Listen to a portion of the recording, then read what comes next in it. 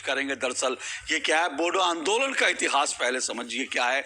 बोडो जनजाति के लोग ब्रह्मपुत्र नदी के उत्तर में निचले असम क्षेत्र में रहते हैं। जी हाँ, जो बोडो जनजाति है, 2011 की जनगणना के अनुसार असम में उनकी कुल जनसंख्या 13.62 लाख यानी 13,62,000 उनकी जनसंख्या है।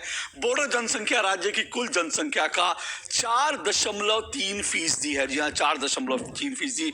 बोडो जनसंख्या मुख्य रूप से कोकराझार, बक्सा, उदालगिरी और चिरांग के Bodoland territorial area district BTAD में ये लोग वहां ज्यादातर रहते हैं।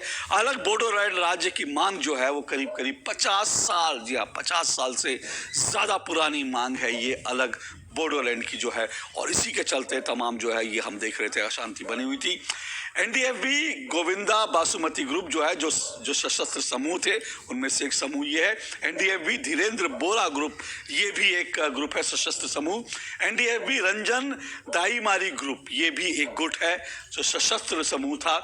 NDFB-S ये भी एक सशस्त्र समूह था जिन्होंने सबने मिलकर आज बोडो लिबरेशन टाइगर जिसको बोलते हैं, ये इन सब ने मिलकर आज इस समझौते पर जो है दस्तखत किए हैं।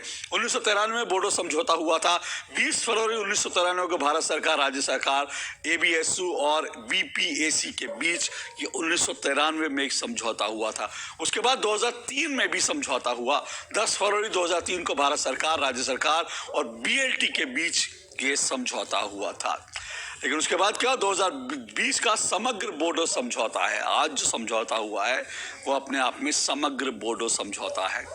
1500 से ज्यादा, जी हाँ इमेजिन कीजिए, कल्पना कीजिए, 1500 से ज्यादा हथियारी कैडर का करीब 500 हथियारों के साथ देश की मुख्य धारा में शामिल हो रहे हैं, जिन्हें जो है मुख्य धारा में लाने के लिए कई कदम उठाने की जो है बात इस समझौते में की गई है। बोडो क्षेत्रों के विकास के लिए 3 सालों में 1500 करोड़ रुपए का एक पैकेज दिया जाएगा ताकि क्षेत्र का विकास हो। जनजातीय लोगों के भूमि अधिकारों का संरक्षण होगा क्योंकि ये इनकी एक बड़ी मांग थी, और साथ साथ जनजातीय क्षेत्रों का तीव्र विकास होगा, वहां पर डेवलपमेंट हो, इसके लिए सरकार ने एक अहम योजना बनाई है। NDFD के कैडर्स का समग्र पुनर्वास होगा, जैसे मैंने बताया, इसका जो कैडर है उसका पुनर्वास होगा।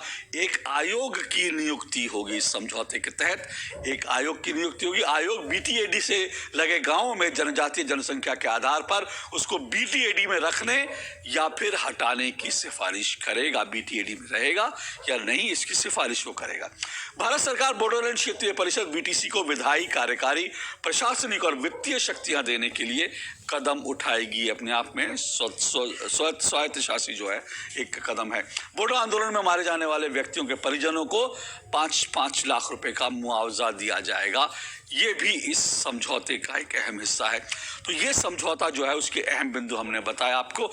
जैसे हम कह रहे हैं कि 5 दशक से ज्यादा समय से ये समस्या लटकी हुई थी, लेकिन आज ऐतिहासिक समझौते के बाद अब उम्मीद बंधी है। क्या उम्मीद, कैसे शांति की उम्मीद जता रहा है ये समझौता, इसके बारे में आपको